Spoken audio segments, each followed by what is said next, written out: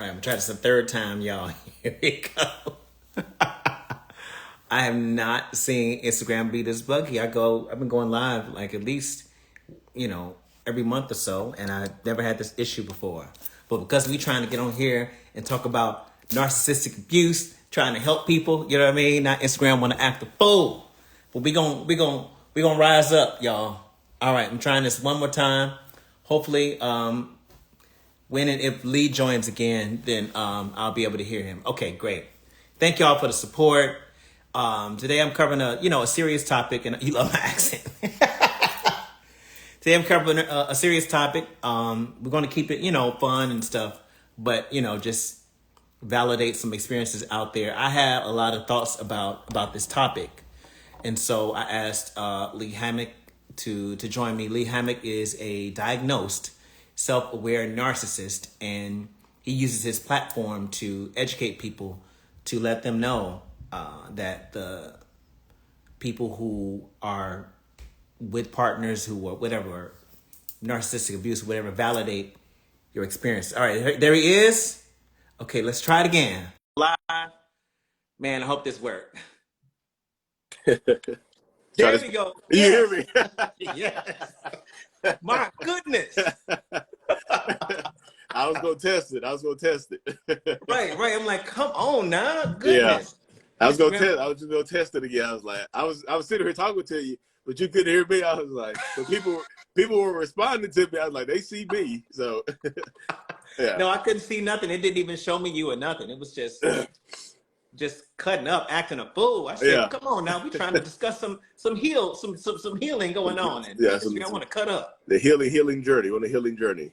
Right. Exactly. Yeah, So y'all, this is Lee Hammock. This is the homie. You know what I mean? He is, I love his content. He is he's a diagnosed and self-aware narcissist who uses his diagnosis to spread awareness, but it'd be hilarious at the same time. I don't know, maybe because I love dark humor, but it'd be so funny. I'd be cracking up all while I'm learning stuff at the same time. So thank you for what you do and everything, and you know what I mean? And, Appreciate you for having me on, man. Seriously. Oh, And the humor is a trauma response, so that's where it comes from. Because my therapist, she was like, "Why are you laughing? Right? Why are you making jokes?" I was like, "I don't know." She was like, she said it was. She admitted that it was funny, but she's like, "This is not appropriate time to joke," So wow. Therapy, so that's what we go with. So the humor has been a trauma response to help me kind of, just get closer to people and things like that. Just being funny. So I enjoy it, and I think I just kind of blended it into a topic that normally doesn't come with humor. It just comes with just straightforward. Just say, "Hey guys, narcissists do this. I'm out here, I'm making jokes and stuff like that. They try to help people heal through humor, because I feel like that they can help a lot of people. Wow. So that's very interesting, because my therapist told me the same thing too. I'll be laughing throughout my therapy sessions. I'll be like, yeah, and then this happened, and then that, and she's like, why are you laughing? I'm like, because it's funny. And she helped me to realize that was a trauma response to my own, and like a defense mechanism too. It's like, okay, so I'm just laughing off. You know what I mean? So but it seems like, I don't know if it's the same for you, but it seems to me like the more it's not supposed to be funny, the funnier it is. And that's why I think that's why people, when they see my stuff, they see me just making jokes out of the narcissistics, the stuff. They just like, this shouldn't be funny, but it's hilarious. It's kind of just like, it's just trying to blend it. I think that's why my platform does as well as it does, because there's a few more self-aware narcissistic people that are in therapy that are trying to spread awareness, but they bring it from a different. Everybody has their own like niche. Mine is just like, I'm an entertainer, so it's just kind of like entertainer that just happens to have NPD. Right. I saw you posted the thing of the acting stuff you did and stuff like that, and I said, come on. I'm trying to get like you. Oh Lord. I gotta get on that level. That's my goal. I just bravo. I'm still clapping. So y'all, any questions you got? I guess put them in the questions thing so we don't miss some things or whatever. He has a whole program, so I don't want to bombard him with questions, because he has a program for all that kind of stuff. But I did want to see what we can talk about, and and just learn some things and also validate people's experience. So I want to, you know, thank you for, you know, having me that and therapy and a whole bunch of other stuff helped me peep game. You know what I'm saying? And I was like, like, you know what I mean? And so like a bunch of my friends and stuff, we just be sending your stuff to each other like, what happened to me? Oh, what, you know what I mean? And so like, you know, so it's very, yeah. Okay, so wait, so let me see what questions came in. No questions came in. So use the questions box, y'all. It's not a question box. Instagram is cutting up. I see one beside the, if you see the comments, there's a circle with a question in it. It says, it's right there. You can hit it and it says, ask something. So let me say, I'm going to just say, what's up? I'm going to send something there now to test it. See if it okay, yep, I got it. Yep. Okay. I know, so no, the guy on top does not have NPD, y'all. And I know somebody said, how do I become self-aware? I've been clinically diagnosed with narcissistic personality disorder since 2018. I got into therapy because the patterns of toxic behaviors I had been exhibiting for the first 32 years of my life before that. And then, you know, me and my wife had got into a huge, like, kind of like scream fest, right? And I was yelling at my damn near infant son about how he was holding me back from chasing my dreams and stuff like that, because I can't concentrate because he's yelling and crying and stuff like that. And so my wife just happened to come home at that time, and you know, we got into an argument. And then on her way out the door, she was like, "It's so hard to live with a damn narcissist." You know, this is 2017, so I'm just like, narcissist to me is just like somebody that's kind of egotistical, that just conceited and stuff like that. So of course, I just kind of hurled it back at her. I was like, you're a damn narcissist, you know? So she left. So I'm sitting there chilling. I'm stewing in anger. So I'm sitting there angry. And I was like, why the hell did she call me that? She could have insulted me with so much other stuff. So I just got on Google. I looked it up. And you type narcissist into Google, you know, Google gives you auto suggestions. It's like, did you meet, you know? Right. It said, Google laid me down the path. You know, Google said, did you meet narcissistic personality disorder? I was like, I didn't mean that. I don't even know what that is, but let's go down this rabbit hole. And then, so I kind of looked it up from there, y'all. And that's how we, you know, it's a longer story, but that's the baseline of it right there. Yeah. Yeah, Google, woo, goodness. Yeah, doing them Google searches or whatever. I just did a post now that had a Google questionnaire that came up 11 questions that if they resonate you, then, you know what I mean, then you or someone you know may have narcissistic traits or whatever. So, yeah, that's what I mean. I took one of those tests before I went to therapy. I took one of those tests online. I was like, I'm gonna be honest with it, because I know, you know, when you taking those tests, you kind of know what answers to take to make it to kind of manipulate the test. So I'm like, I'm gonna be real with it to see how I'm gonna take my time on this test and see how I really feel. You know, it was super high, so I was like, you know what, I might be a narcissist, you know. But in 2017. It wasn't as big as it is, you know, now, or how big it was in 2020. Because, you know, when I started my platform, I didn't know none of this stuff about narcissists existed. I swear I didn't. You go back to my very first video, I'm just talking about I'm trying to get more men into therapy. I was just like, hey, I have narcissistic personality disorder. I'm on my way to therapy right now, and I just want to normalize it so that more men can go to therapy, and just let you know, just, hey, look, it's okay to be vulnerable. It's okay to be cool like this. Like, you can be an alpha male and be emotionally mature. You can be emotionally available to people, and also be an alpha male in today's society. You know what I mean? And things like that. Right. So that's what I said in my first video. So, and then people started commenting, and then it just turned into what it is now. Yeah. So I did. Yeah. So I went through a bunch of tests too online when I was just having a lot of self-doubt and just trying to figure out a lot of things going on and questioning a lot of different relationships and realizing I was being manipulated and lied to. And so I just did all that, like a whole bunch of questions and stuff. And what resonated with me before I went to therapy was I wondered if I had avoidant personality disorder, because I felt that I didn't have any, my self-confidence was dwindling and stuff. Yeah. But then I realized that happened because people were gaslighting me. It was like, so I told my therapist, like, what's going on? What do I have? You know, I was trying to find something. And she was like, you just got, but it's serious. She was like, you just got complex trauma and codependency I had at the time. Oh, yeah. So I was learning about all of that stuff. Yeah. So anyway, all right, so let's get to some of the questions. That works though, because I tell people, yeah, I'm the self-aware narcissist, but I tell people that self-awareness works for everybody.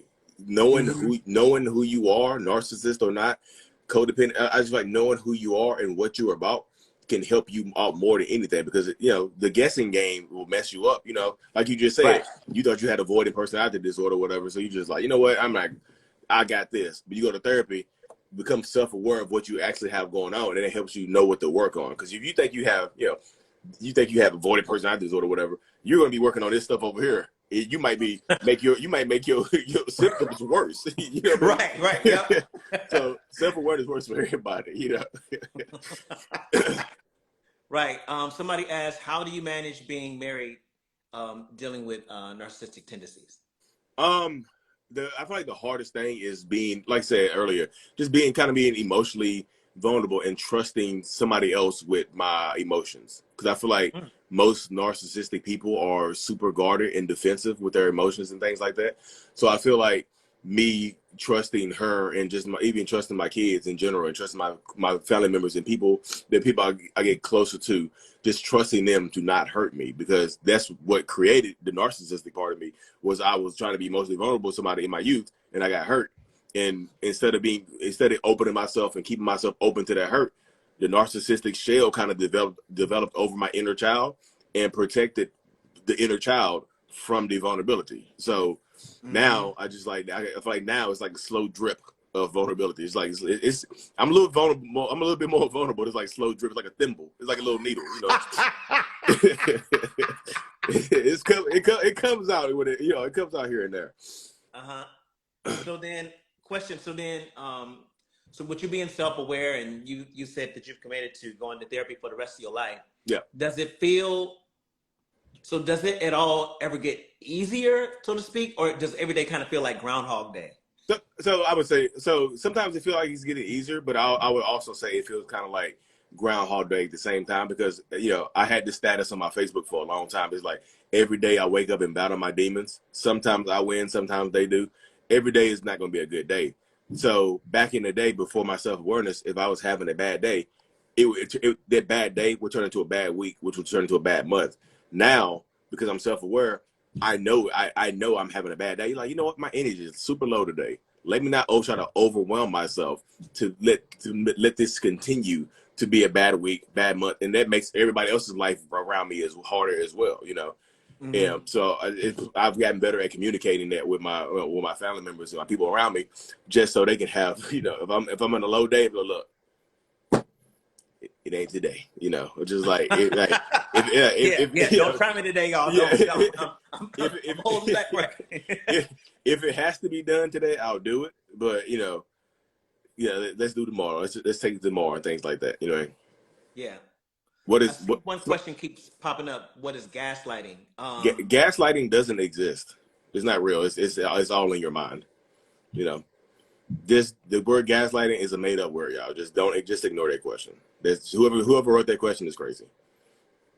That's gaslighting, y'all. That's an example of gaslighting. Trying to make you gaslighting is when people make you question your reality. You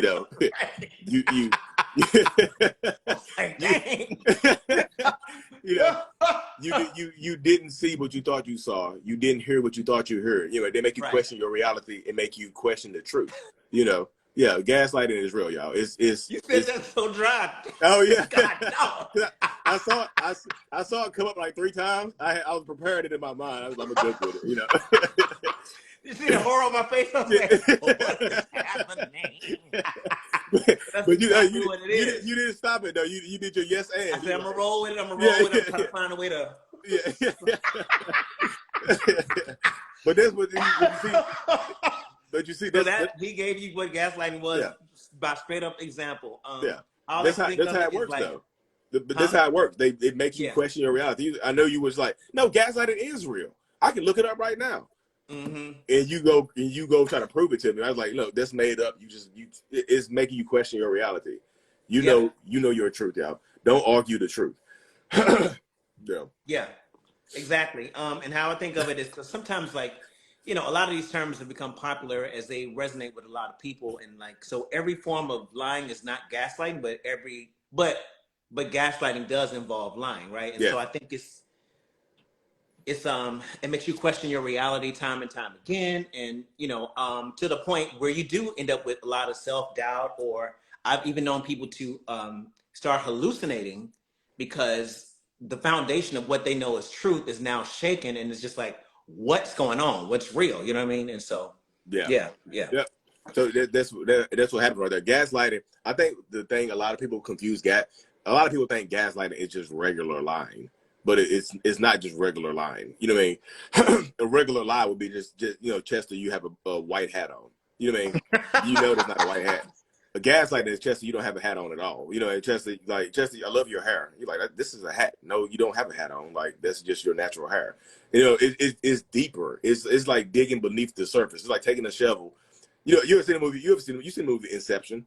You know, Yeah. it's incepting you. Yeah, it's incepting you. Yeah. You know, that's what it is. Yeah, it's like, what is this, a dream? Yeah. So Harry said, as a cluster B person yourself, are you cluster B? Yeah.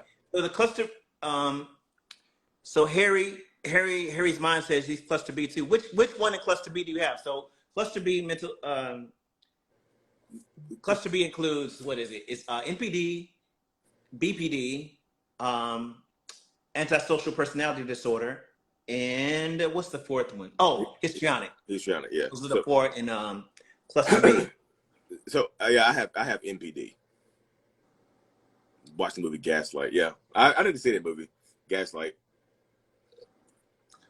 What's the best type of therapist to help? Oh, So I just do psychotherapy. I know there's a lot of different. I mean, I always tell people do what works for you, but psychotherapy, which is really just talk therapy, that works best for me. You know, because I'm a talker, and I like to talk and I understand a little bit better. You know, some people, my friend Ben Taylor, he's another narcissistic person I'm friends with. He does psychotherapy, but he's also done EMDR, like the light therapy and stuff like that. He's done that as well. He's done a few different things. I've just done talk therapy. I just been in there, you know, talking for the last 5 years. So and you know, get it beneath the surface. let me see. Okay, I'm looking at some of the questions. Are narcissists also sexual deviants? Goodness. So it gets deeper. So I don't think sexual deviancy and narcissism go hand in hand, but some narcissistic people are sexual deviants. They have porn addictions, they have other addictions, but that's not just tied to narcissists. That's, you know, that can, you can be a sexual deviant and not be a narcissist, but all narcissists are not sexual deviants. Some of them are. No, you get some of them, but you know, not I, said the cat. You know. Somebody said, will a narcissist ever admit to being a narcissist? I mean, well, we already have the answer to that. Yeah. So for me, though, for me, it's beneficial because, like, that's my goal, was to help people, show you that not all narcissists are horrible, evil people. You know, that was the goal of my platform. Was like, hey, I'm a narcissist, but I'm not a bad person.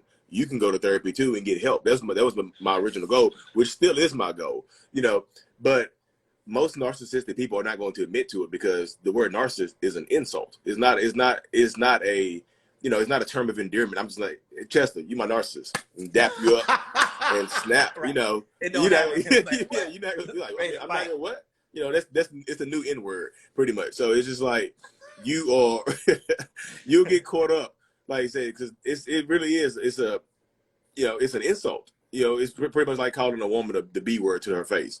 You call a man a narcissist or somebody a narcissist to their face, they're not going to take it well because it's insulting, you know? So it does require, like somebody said, it does require self-awareness, and it requires a level. I think it does require a certain level, and this is not me trying to say I'm smarter than everybody else. It requires a certain level of intellect to be self-aware and go to therapy and work on yourself. And then you can't be stupid and go to therapy. Like, no, I gotta, right. I'm 40 with a first grade education and I'm in therapy. You know, you might need to get your GED first. Yeah. Before you step in there. I'm a somebody's zodiac sign. I'm a Cancer, y'all. I was born July 14th, 1985. No, my Cancer shirt will be here in a couple of days, Chester. Oh, you did? You got Yeah, one? I got the Cancer shirt. It should be Come here. on. I got a I'm aware shirt coming. I got the email. It's coming through. Yes, yes. I got it in blue. It's coming. Yeah. Yeah. So I'll match my background. You're gonna disappear. It's just like a floating head. Right. It's a floating head like the wind. Somebody asked, I don't see it now. It was said something about, can two narcissists be together? I remember you was telling me about a past situation. I've been in a relationship with a narcissistic woman. I have. Yeah, narcissists can end up together.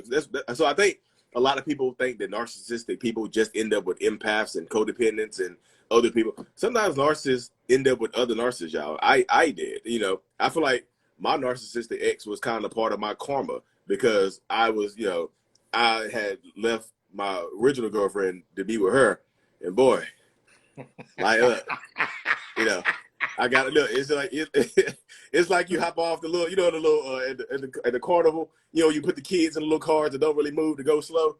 It's like going from that to a roller coaster. You know, it's just like it was a wild ride, y'all. So just narcissists can end up together. I might go into detail. I might look. I'm ready to tell my story on my YouTube channel. I'll tell my story. Gotcha. Okay. Yes.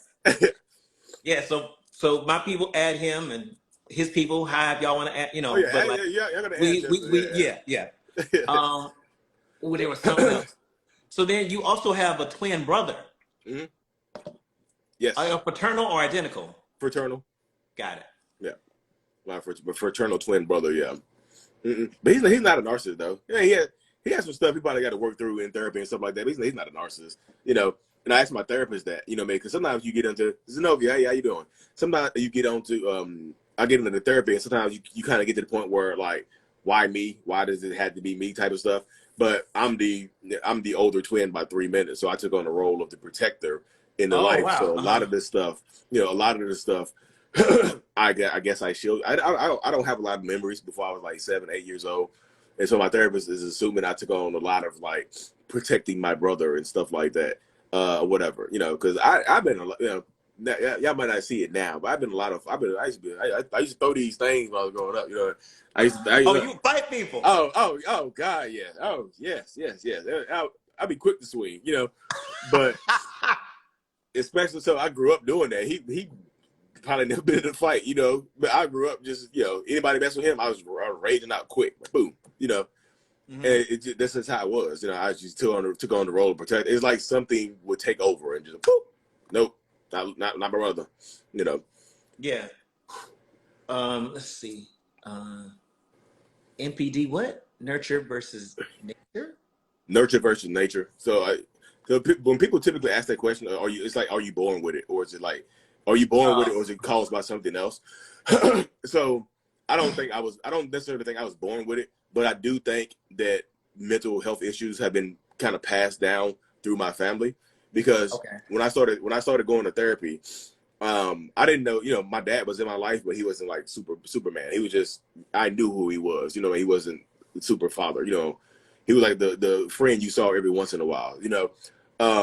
So he was like kind of emotionally unavailable. So but I never met his dad. His dad had apparently died when he was 7 or 8 years old. So I'm asking I need to know where I came from. I don't talk to him, so how do I know? So I'm on the couch one night. I get on Ancestry.com and I look it up. I get to start putting in my people's names and stuff like that. And I found my grandma. I know my grandma, his mom. I know my paternal grandma. I just didn't know my grandpa's name. I found his name. The only thing they had on him was his death certificate, you know. But it was literally his death certificate on Ancestry.com. I got on there and I was like, oh damn, I know my grandpa's name and stuff like that. So it felt good to know that. I was like, how did he die? When did he die? You know. Apparently he went in the bathroom on 5:30 a.m. and shot himself. You know, wow. When he was 28 years old, he shot himself in the head.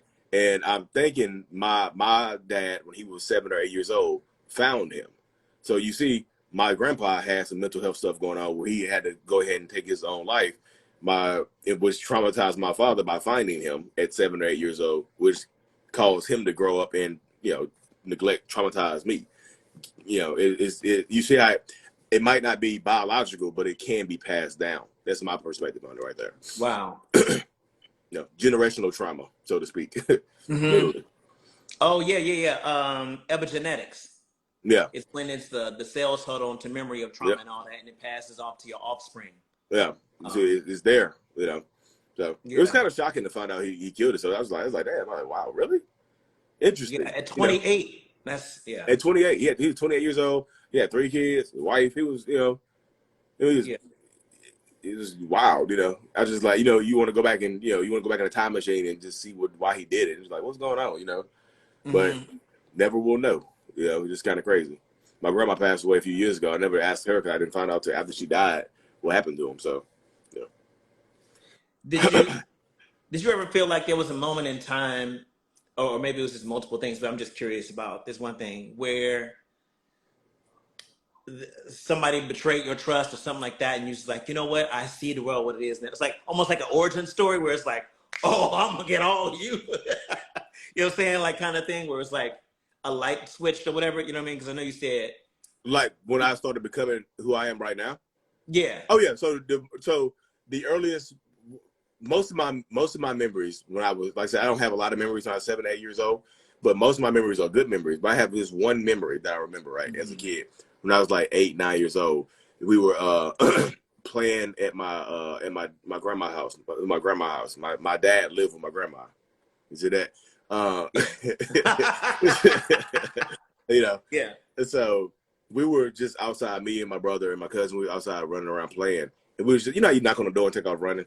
So we were doing that in my dad's room. So we were like, doom, doom, doom, doom. Yeah, I guess he had some girl in there, like doom, doom, doom, doom, just running and joking.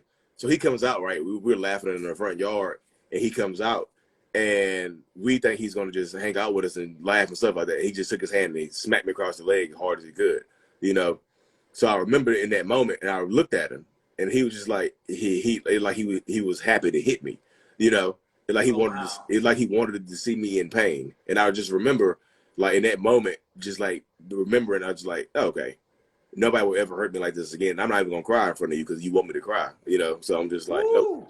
That's 8 years old. I remember that distinctly. It's kind of crazy. I remember, hit me on my left leg right here. It's like my mind remembers it. I can't, nigga knocking, yes. Yeah, that's what we called it. That's how I didn't want to. Okay, got it. Okay, what? That's what we called it. What the hell? Got it. Okay. Yeah, but that's what happened, and that was just a transformative memory for me that I held on to, and I just remember just locking it up, showing that I just remember just thinking like nobody ever will hurt me again, and I've been kind of shut off since that moment, trying to, and that's what therapy has been, trying to dig through the shell the narcissistic personality has created, trying to get back down to the inner child to help heal the inner child, and stuff like that. So that's what therapy has been for me for the last, 5 years, just digging through the shell of the narcissistic personality that has created. It's been a ride. What is the most annoying misconception or belief about NPD? Man, there's a few. I think most my one, I know people are not gonna like this. Not all narcissistic people are evil. And then another one I hear all the time, but I don't know why this goes viral on TikTok all the time. All narcissists are homosexual. It just blows my mind because there's like, y'all know what happened. The narcissist in my life was gay, and it's like they be tagging me in it, like Lee with question marks and stuff like. And so it's 2022. It's weird using gay as an insult now, Right. So I love my gay brothers and sisters, just so y'all know. But I'm just like, no, I'm not gay, and not all narcissistic people are gay. Because if you say that, then you mean all gay people are narcissists. Like, y'all, that's not true, y'all. Right. So you can be gay and not a narcissist. You can be a narcissist and not gay, or bisexual, or whatever. Now, are some narcissistic people gay? Yes. Are some of them gender fluid and non-binary people? Also yes. So are some of them transgender? Also yes. I just don't think it has anything to do with that right there. It's just like that's different parts of it. Right. Hey Rita. And I saw that, and also like some people are just so quick to try to diagnose other people when they're not professionals, and it's like, and then also what y'all describing is like some sociopaths or something like that, which is a whole another can of worms. Yeah. Some people get super dark with it. Somebody I say comment every once in a while, they kind of catch me off guard. It's like, hey, my ex killed my dog on the first night. Like, now this, let me tell you the wildest one I heard. The wildest, this is the wildest red flag I think somebody missed right here. She like, on our first date, we had a good time. Let's go back in the house. I guess, they had a first look. Do what you want to do on your first date. They were going back to the house or whatever, right? And she's like, he was driving, and a cat was running across the street. He swerved to intentionally hit the cat. Got out the car. Wow. She's like, oh my God, can you hit the cat? He got out, put the cat in his trunk, and buried it in her backyard. Wow. Before he went in the house, and somehow they ended up sleeping together that night. I was like, what the hell? Like, girl, I said, look, you also need to go to therapy. Like, he need to go get locked up somewhere, but you need to go sit there. You need to go sit in the therapist chair too. I'm like, right. No, that ain't right. Like, you seen it. She's like, he intentionally swerved to hit the cat. He was like, vroom, boom. She just got out and grabbed. I was like, and apparently that was hot to her, huh? I guess. He swerved and so it just got out, and I was like, what? I was like, what? Yeah.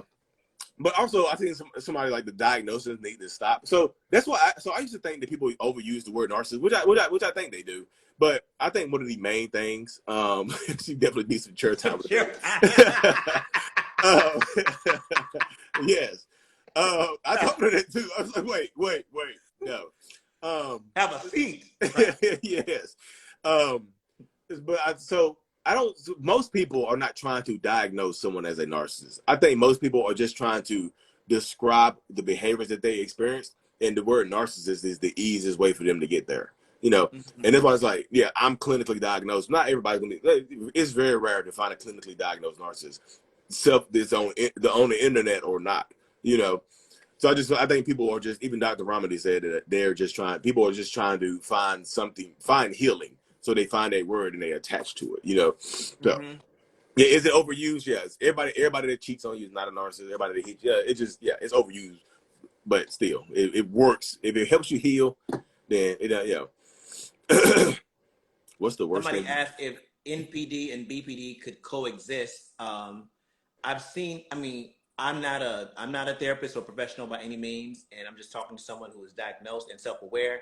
But I have seen other professionals say that a person can have multiple personality disorders and multiple mental illnesses. So like, they're not mutually exclusive. A lot of them can coexist. So yes, that'll be my answer. Yeah. I think the word people typically use is comorbid. It's comorbidity, like BPD and NPD, or ASPD, NPD, HPD, stuff like that.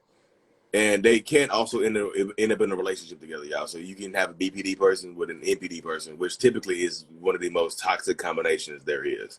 Woo! There's just yikes. There was a couple of questions I missed. We missed the question. We're not trying to skip over anybody.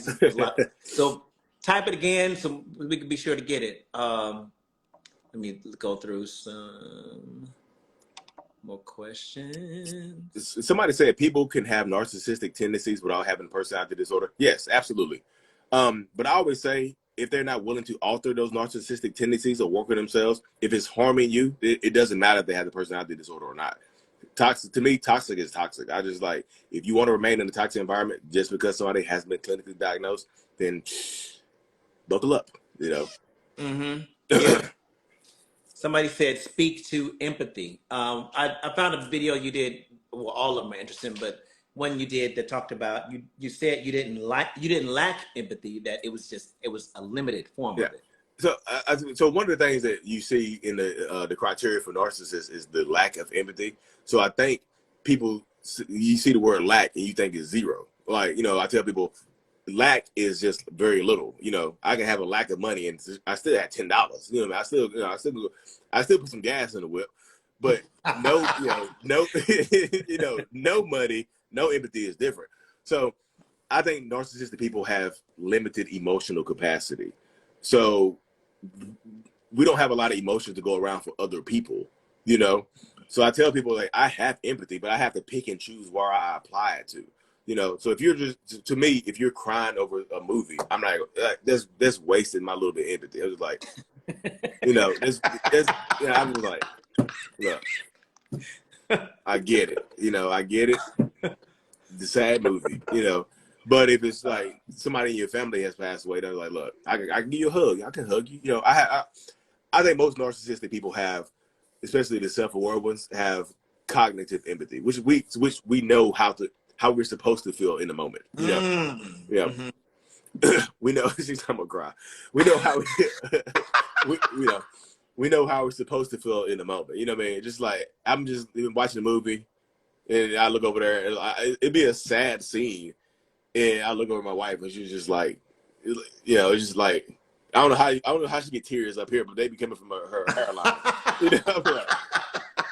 Like, her hairline crying, right? Yeah, they be coming from the scalp down. It be raining. I'm like, it's sad, yeah, but damn, like, what I mean?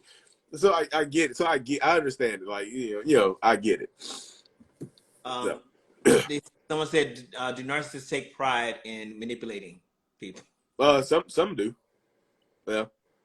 Some narcissistic people do. Like, not all of them take pride in manipulating people. Some narcissists just do it like in defense of themselves, and some people do it with the intent of trying to harm you. Some of them take pride and just like, man, I can't believe I got away with that. And they'll just and they'll the next time the next time they'll amplify it and go and take it to the next level. You know what I mean? They're just like, what more can I get away with? If they get, like, let's say the easiest example is if you catch them cheating and somehow, some way they get you to take responsibility for them cheating on you, they'll do it again, and they'll like, damn, you really thought it was your fault I cheated on you? Wow. Mm-hmm. Cool. And next time they'll do it again, so they'll just keep doing it. Yeah. So we'll take a couple more questions, y'all, and then that'll be that. All right. Praise the Lord, y'all. Wait, let me go to the. I throw it up. I throw it up for God. Why don't NPD realize that they could have endless supply and they wouldn't hurt the ones who love them? Ooh. What was the question? Let me read it again. Why don't NPD realize that they could have an endless supply if they wouldn't hurt the ones who love them? So what I think it's saying is, yeah, I get it. So in a situation like that, I just feel like that's not endless supply. That's just supply from you. You know what I mean? That's just validation and stuff that they get from you. Endless supply comes from everywhere. It's like the sun shining or something like that. It's not just coming from you. You can only give so much to a narcissistic person. As I tell people, when you're in a relationship with narcissists, like, you typically end up losing yourself because you've given too much to that person, because you're trying to fix them, you're trying to heal them, you're trying to appease them and make them happy. So you end up losing yourself, and then, like this person just said at the bottom, the supply, you will get boring. Like, you have nothing left to give. Mm-hmm. It's like, okay, cool, you have nothing left to give, so I'm gonna go over and do it with somebody else. Yeah. Someone said, please answer my question. Type it again. Type it again. Some of them going too fast. Ain't nobody knowing you. He could have read it right there. I was like, you could have read it right there. Right. So type it again for me. I got you. How I kind of see, like, toxic relationships or whatever, or people who are not self-aware or whatever, it's kind of like pouring into a cup that has a hole in it. Yes.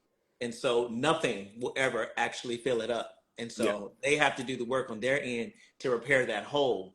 Yes. Or else you pouring out and your cup is empty and their cup is empty too. Yep. And so it's just like, yeah. They'll use your empathy and your compassion to plug the holes in theirs, just so they can have enough to give to the next person. And that's why I tell people, like, stop. You end up losing. I tell people, you lose yourself in these toxic relationship dynamics. If that person is not willing to work on themselves, then you typically will lose yourself. And like I said, and I know people typically, I see the question pop up like, what did your wife do differently? Yeah, she dipped. It's not she did. If I tell people, I think people like, what did she go buy the Kama Sutra? What she do differently? She didn't. She literally pack her stuff up and dip, y'all. The journey, she threw the word narcissist at me, so she opened the door. I had to walk through it myself, you know. And this is not me telling y'all to go just get off the live and just go, hey, honey, you're a narcissist. Don't do that. Because they might walk through the door, you know, with their fist balled up because they don't want to hear that word, y'all. Just being real, you know. So it's a lot. Co-parent with a narcissist. How to co-parent with a narcissist? So typically the best way to co-parent with a narcissist is to, because most narcissists don't co-parent with you because, you know, co-parenting requires cooperation. You know, the ability to coexist. They're not trying to do that with you typically. So I feel like you look up parallel parenting. I think parallel like two lines going in the same direction. Parallel parenting, because that helps you out because you parent how you want to parent on your time, and they parent how they parent on their time. But you have agreed upon boundaries set, typically through the courts. You know, because you know if you don't go, you know, if you don't go to like courts or whatever, they'll just try to take advantage of you. They'll threaten you with court. You know, I actually got a draft save. I seen a question earlier on my TikTok, and somebody asked me that question right there about them threatening to go to court. I'm gonna do a video. It'll probably be tomorrow when I do that one. When I pop out and do that one, but they'll threaten you to go to court if you already have it. Like, I'm gonna take you to court and get full custody, knowing that they really don't want full custody. You know, right? They done seen the baby one time in 2022, and now they want full custody. You know. And it working on people. It's like Lee, how often has he seen him? It's like, well, July he came through and saw him for a couple hours, and that was it. It was like now he won't. So you think he want full custody? No, you know. So a lot of times, you know, I tell people a lot of times, like even outside of co-parenting, a lot of the narcissist or toxic person's power lies inside the threat. You know, the threat is the power. Because if they actually do the threat, then they lose the power. They can't do it anymore. You know, but always use discretion. You just like, I'm going to take you to court. If they take you to court and it doesn't work out their way, the power is gone. You know, so the threat is the power. Like, I'm going to take you to court if you don't do what I want you to do. You know, but if you go to court, the power is gone. So typically the power is in the threat. Just, you know, it really just depends on the situation. But use discretion because some people are crazy. Yeah. Y'all, this man is dropping gems. Okay, the person that had the question, I was ghosted, but on Friday he bumped me on Messenger. He said hi, but he said it was an accident. Is that a form of hovering? Yeah. That absolutely is. Accident. They have a bump on Messenger? I don't know what it is. They used to, back in the day, remember when it was called Duh Facebook, you could poke people. You know, right. Yeah. So now I guess you can bump them. Yeah. There wasn't an accident. I saw a meme the other day. It was actually on Twitter. It was like, if someone ghosts you, respect the dead. You know, leave. Yeah, I saw that. I was like, oh shit. You know, it was cool. But if they ghost you and disappear without reason, there's a reason. Typically, if they ghost you, they're trying to replace you, or they have already replaced you. Don't let them come back into your life because they'll do it again. They'll beg and plead. Like I've been super busy with work. I've been, you know, they are literally, unless they working inside of them active volcano, they can text you back. You know what I mean? Right. Yeah. Or unless they're astronaut or they on like Area 51 somewhere, like they can text you back. Like they ghosted you because they you know, seriously. I tell people in the situation, like if they ghost you, don't let them come back into your life because they'll just do it again. Yeah. Somebody said, all jokes aside, the recovery from narcissist is brutal. Yes. So please, you know, I would recommend, you know, going to therapy and that kind of thing, and just remind yourself of who you were before you met that person, and go back to enjoying things that you enjoy. You have to like rediscover yourself all over again. Mm-hmm. So I tell people when you're healing from narcissistic abuse or toxic abuse or whatever, when you're coming out of a relationship, people say, I lost myself. I want to go back to the old me. I just feel like you can use the old you as a foundation for the new you. The old you ended up in this toxic relationship. The new you won't do that because you already have the foundational belief that you won't do it again. You have this new understanding and this new perspective on life. Build a new you on the foundations of the old you. You can go back to having your old friends and doing what you wanted to do, but now we have boundaries. You know, you instead of being just a one level house, you got two levels. You got, you a split level. You got boundaries on the second floor. You know, right. That's facts. Yeah. I just told a friend that too, because they're going through some trouble in their relationship and they're trying to figure out about working it out. And I was like, don't go back to what was before. You're setting new boundaries. You know what I mean? So, yeah. Right. Yeah. Any last question before we get out of here? Thank you all for joining in and all that stuff. And thank you, Lee, for coming on in here. You know what I mean? Appreciate you having me on. And somebody said, I'm scared to find another one. Take your time, y'all. If you're coming out of a toxic relationship, take your time to heal. I know a lot of these, the city girl, city boy mentality, just go find somebody else. Replace, go get the friend. Don't do that, y'all. Slow down. Take time to rebuild yourself. You know what I mean? Because if you don't, you'll find a worse person. I promise you. You will, because if you haven't fully healed from this previous relationship and your only focus is to get over them, you'll be emotionally vulnerable to somebody else. Go ahead and get your cheeks clap or clap your cheeks, and you get addicted to the new person, and they be horrible. They be worse than them. You be like, right. You just had a narcissist. Now you have a psychopath. Like, slow down, y'all. Right. Work, you leveling up. Yeah. Take your time, y'all. Seriously, because if you're scared to find another one, wait to the point till you can trust yourself. Trust yourself and always use the word no. That's it. Just no. No is a boundary, y'all. Please just use that. I'm telling you, I talk to people every day. I had back-to-back narcissists. Like, how? It's like, well, I was separated, and then I just met somebody at my gym, and now I'm just getting tortured on both sides. I'm going through a horrible divorce, and this he's stalking me. It's just like, damn. So just like, take your time, y'all. You don't need anybody else when you get out of a toxic relationship. Like, self-love is the best love. Yeah, November, yes. Right. Last question, Lisa, on my end, before we get out of here, is that NPD is the research up to this point says that NPD is typically rare between 0.5% and 1%. However, there are so many people feeling like it's resonating. So I'm curious, because we're also in a first time. This is the first time ever in history where we're dealing with the generation of cell phones and all this other kind of stuff, mm-hmm. right? And so narcissism has to do with the ego. And so every day with our phones and all that stuff, on one day, we take more pictures that's ever been recorded in history prior to cell phones being invented. We do that every single day. And so our minds are not built for us to just, I see this, you swipe, or people can be expendable at the swipe of a finger, right? And so I wonder if this is some kind of residual effect on where we are with society, with feeling like people are expendable with our phones and stuff. Yeah. So does that play into it? Yeah, I think it plays into it, because when I first was looking into narcissism a few years ago, it was 0.5 to 1% are diagnosed. So there's more narcissists out there than there's diagnosed. The 0.5 or the 1% are the people who go to therapy and actually get clinically diagnosed.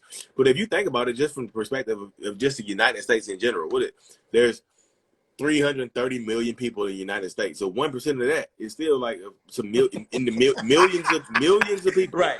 It's still millions of people that have been diagnosed. If you think about the undiagnosed ones, I think somebody said 5%. So it's just there's a lot more out here than what people think there are, But social media just gives narcissistic people more weapons, more tools, and things like that. It really, really does, because people don't, like I said, it's easy to replace somebody. If I get out here my wife is getting on my nerves, I got an inbox with somebody just hey, exactly, DM, right. Hey, you're cute, and you build this relationship online for you to meet. People be in love before they even meet each other. It's you see the TV show Love Is Blind. It's that's typical. That's kind of like social media. It's just you fall in love without even really knowing the person. You know each other through WhatsApp and Instagram. Y'all done double tapped on some pictures. Just I love you. You don't know them. You don't know them. Right. You don't really know them. Love is blind. I'm you don't even know what they smell like. Their breath might stink. Yeah. yeah. Yeah, like I say, it's wildness though. Like I say, it just my advice to everybody, just take your time, y'all. Like seriously, the question I ask people, typically tell people to ask, if this is supposed to be forever, why are we rushing? If this is forever, why are you rushing? Take your time. Yeah. Yeah.